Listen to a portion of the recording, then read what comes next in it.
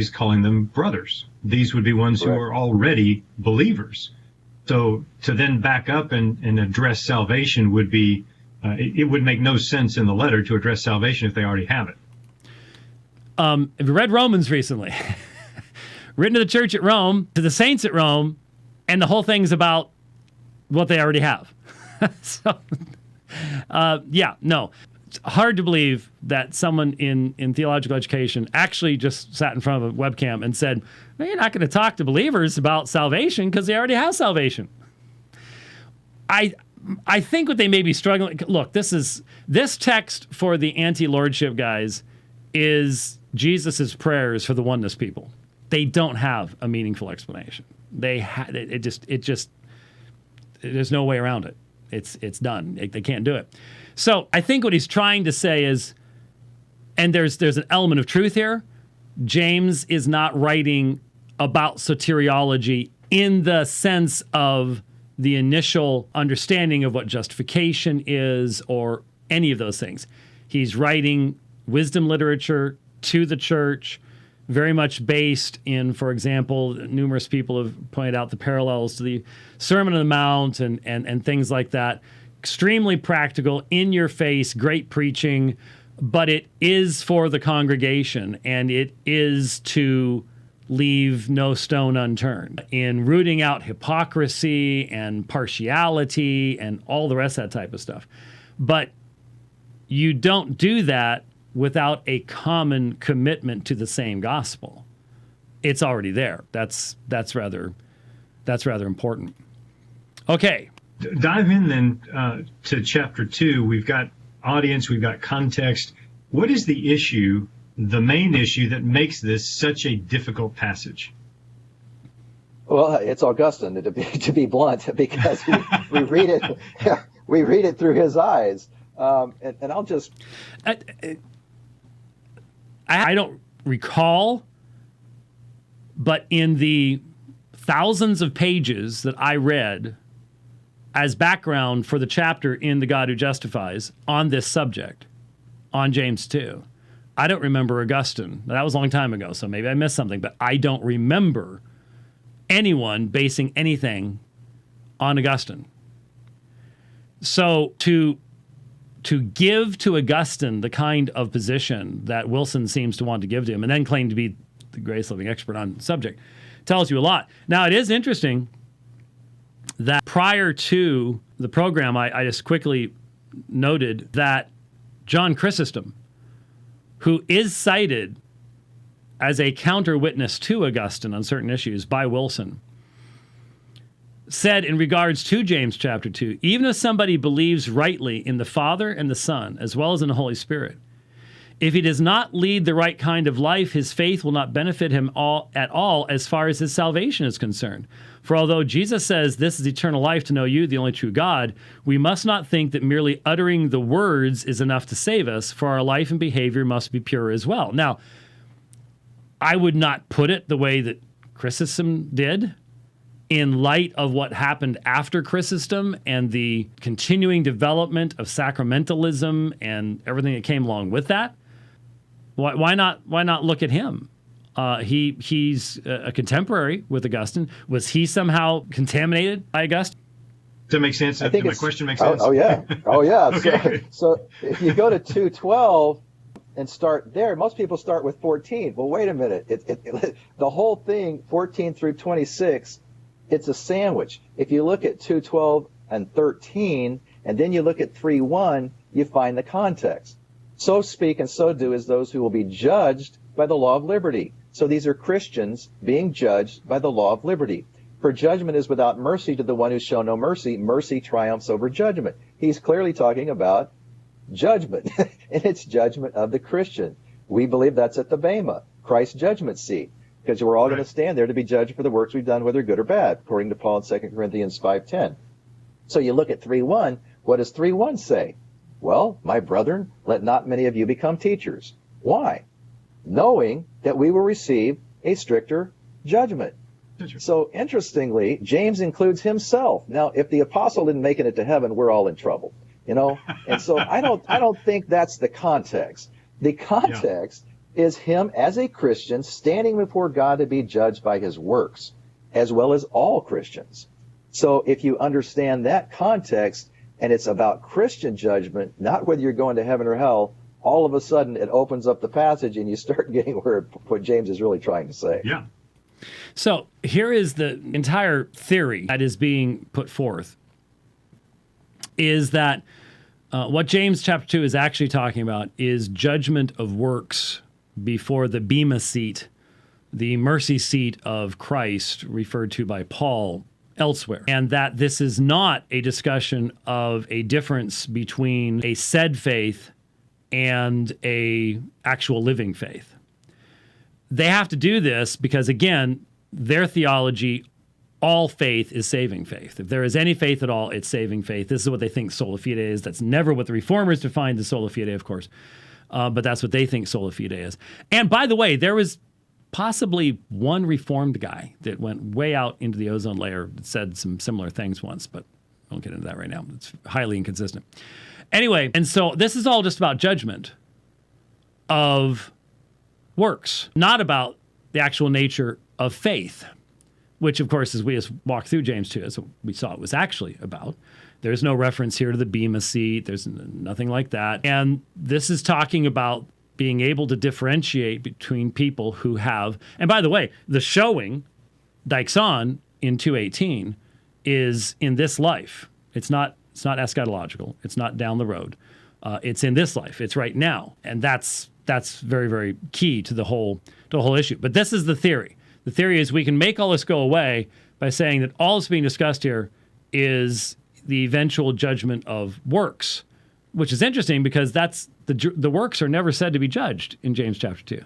Not only is the bema seat not there, but there's nothing about the judgment of works. It's us. It's the statement of faith. Now, see, Paul does talk about the testing of works and motivations elsewhere, to the Corinthians chapter 3, but he doesn't. That's not what's being discussed here. So you jump to a different context, import that in here, and see, oh, this isn't really talking about dead faith, even though that's repeated more than once. It's not really what it's about. It's actually, we're talking about something completely different. Define for me dead faith. Okay. So there are two views on that. Well, there are probably more, but two basic views. One is that dead faith means false faith. That comes from Augustine. If you look at the word nekros...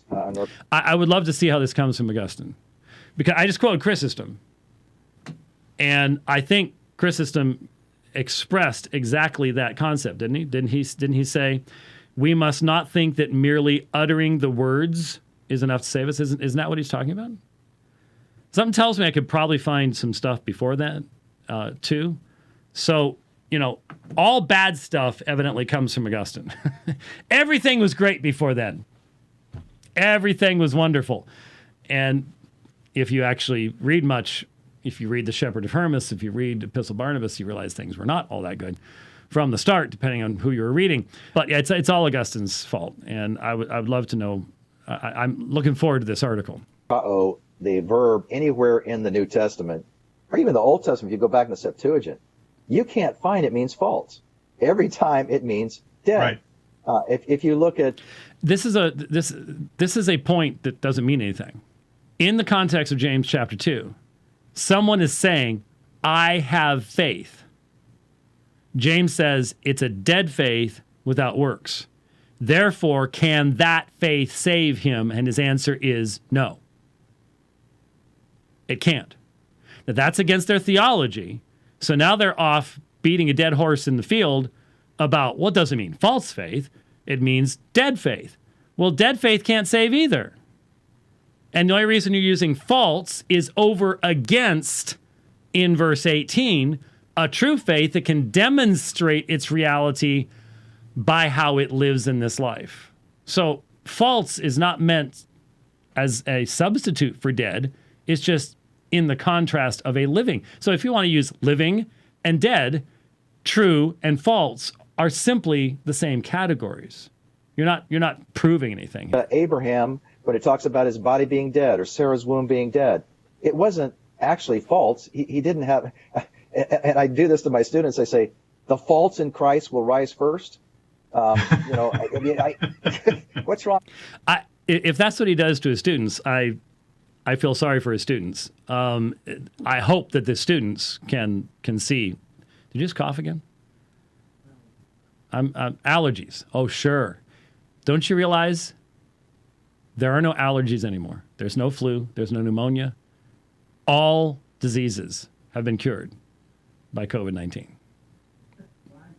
Yeah, that's true. You don't die of anything other than that now. It cured everything. That's what everybody dies of now.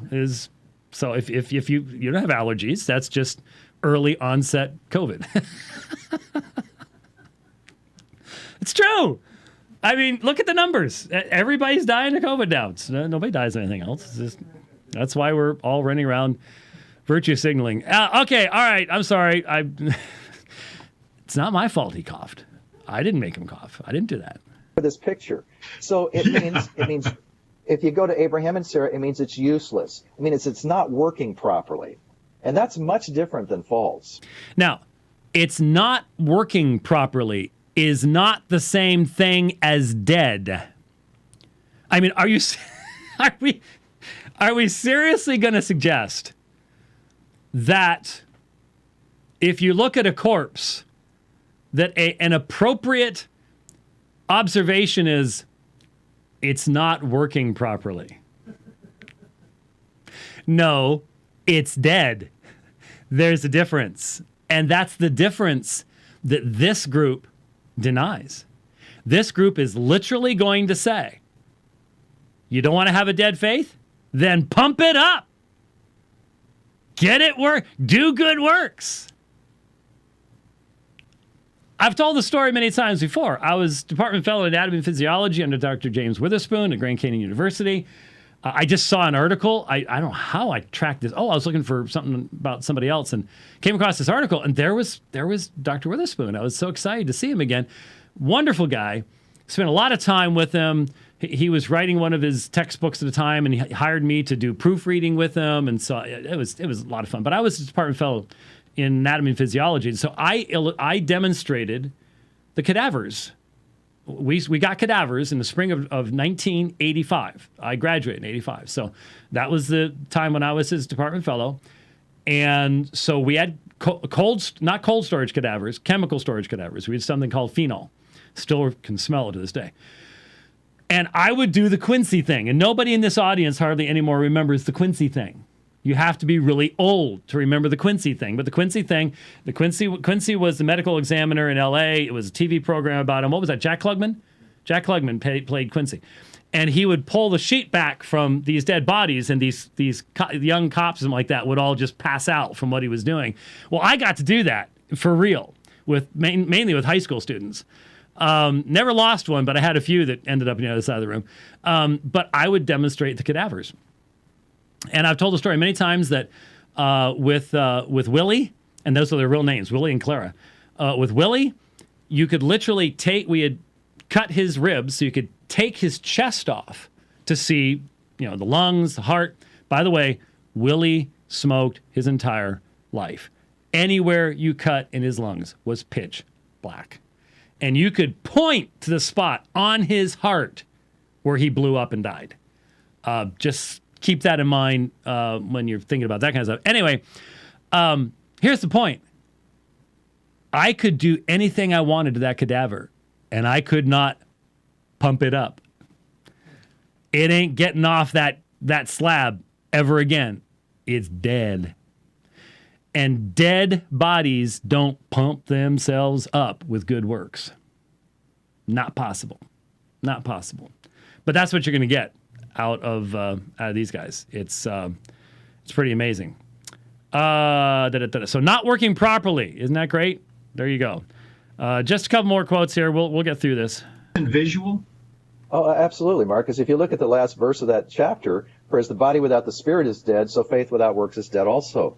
The works are what actually energize our faith. It gets us going again. Right. I Catch that? It gets us going again.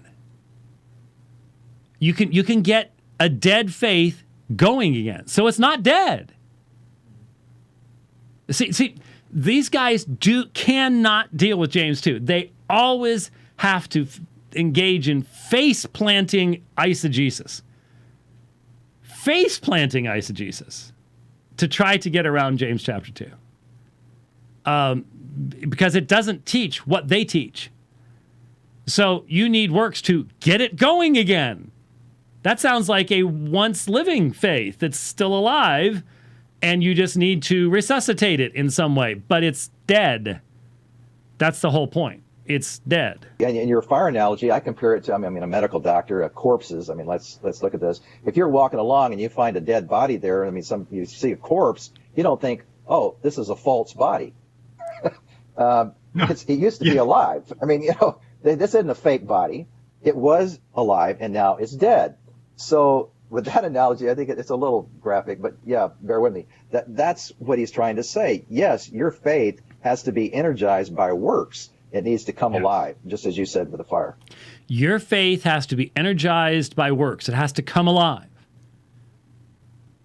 Right. Which means it's not a dead faith. That's the whole point. That's what makes faith real faith. Living faith. And if those works are never there, it's dead faith and cannot save you according to James 2:14, right? And see, if you're a Calvinist, you're sitting there going, yeah, to all of that. Unless you're a Calvinist that's lost track of the Reformation and everything that's come afterwards and thinks that you can't talk about it. Well, there are Calvinists think, oh yeah, there's Calvinists think along those lines, definitely. No two ways about it. There are a lot of Calvinists. There are Calvinists who have become scared of James 2, not recognizing that as long as you recognize the origin of regeneration and faith, man, the New Testament is a wonderfully balanced revelation from God. It really is. So thankful for it. So thankful for it. And nowhere in it does James make the impression that if you don't do works, you don't have faith. Did you see that? Did you hear that? Nowhere does James give the impression that if you don't do works, you don't have faith. What are you reading? That's exactly what he's saying. That's the central point. That's the central point. You've got to hear that again. It energized by works. It needs to come alive, just as you said with the fire. And nowhere in it does James make the impression that if you don't do works, you don't have faith. And see what Wilson's doing? He doesn't leave the impression. He actually says it out loud. Right. Yeah. He okay. Rich has corrected me. Thank you very much, Rich. I'm so thankful that you're still with us, despite dying of COVID in there.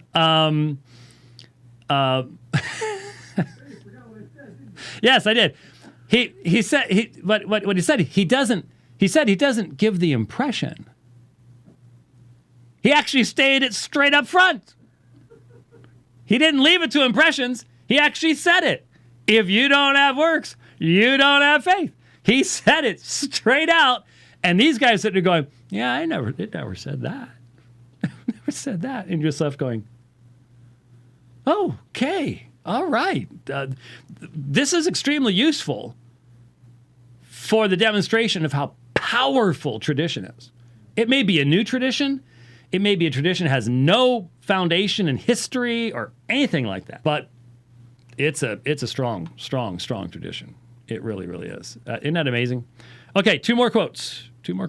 Back on this again, so we understand that issue. Yep. So the classic view, Catholics, Calvinists, Arminians, you keep going, works demonstrate true faith. Works demonstrate true faith. You don't have works, you have false faith. So that's the Augustinian view. So you seeing how this is working now? So Catholics, Calvinists, Arminians, you throw them all together. Wilson has demonstrated in interviews and published works an ability to cross categories when it comes to theological connectivity in the most muddled fashion of almost anyone I've ever encountered so far. Okay? In my experience, this normally comes from people who have been pressed into positions they were not prepared to take. That's been my experience in my life. Be it as it may, as I pointed out, Catholics and Arminians, being synergists, have different questions to deal with in this text than the Calvinists do. I think we have a very strong and consistent interpretation to offer in this text. But that's the Augustinian view. So just think about that for a second. The Catholics, with all their sacramentalism, the Arminians, without the sacramentalism, but still with the emphasis upon an autonomous will, and then the Calvinists who don't have either one in those senses. Calvinists have a higher liturgy and a certainly higher view of sacraments, but not sacramentology like Rome has 7 sacraments, means of grace in the sense of ex opera, operato, and all the rest of that stuff. You throw them all together and say that's the Augustinian view. But keep in mind, what's interesting here, the Augustinian view that is derived from the Donatist period, not the Pelagian period. So again, I'm really looking forward to this article. I'm not sure that Dr. Wilson is looking forward to this article, but I am looking forward to the article. It should be quite interesting. Last one. God, why is this a viewpoint that has been held so tightly by so many groups? And certainly, Ken, there have been scholars down through the ages that could have seen something as simple as verses 12 and 13 in chapter 3, verse 1. Oh, it's so simple. No one else has ever read verses 12 and 13. No one else has ever read chapter 3, verse 1, even though when I was in Bible college, I had to diagram all these sentences and connect them together. But hey, no one before the great Dr. Wilson has ever seen these things. No, it has been up to us, the free gracers, to see what no one else has ever seen. It gets scary. It really gets scary when you start hearing that. That's not a good thing. As the bookends to this argument, why has this been held for so long? That's a great question, and I point out that I think it's simply because the prestige of Augustine and habit. People have missed. I talk about in the chapter the whole idea of... Now, this is interesting. This is interesting. Catch this, because I know it's the last quote, so it's easy to start tuning out and getting ready for something else. But listen to what he says here. Demons believe and tremble is not spoken by James. It's spoken by the imaginary objector, the interlocutor. We have just taken that, and the Greek diatribe, there's a very specific way you're supposed to read this in Greek, and there are markers telling you who starts and who stops. And it's all messed up. Scholars know the diatribe, but this theology is so ingrained, they can't bring themselves to admit, oh, wait a minute, it's the objector who says the demons believe and tremble. Now, I can't wait for this. Because, as I said, the textual variants in 218, extremely important. I want to see what he thinks this is, because I've read a lot of scholarship on James chapter 2.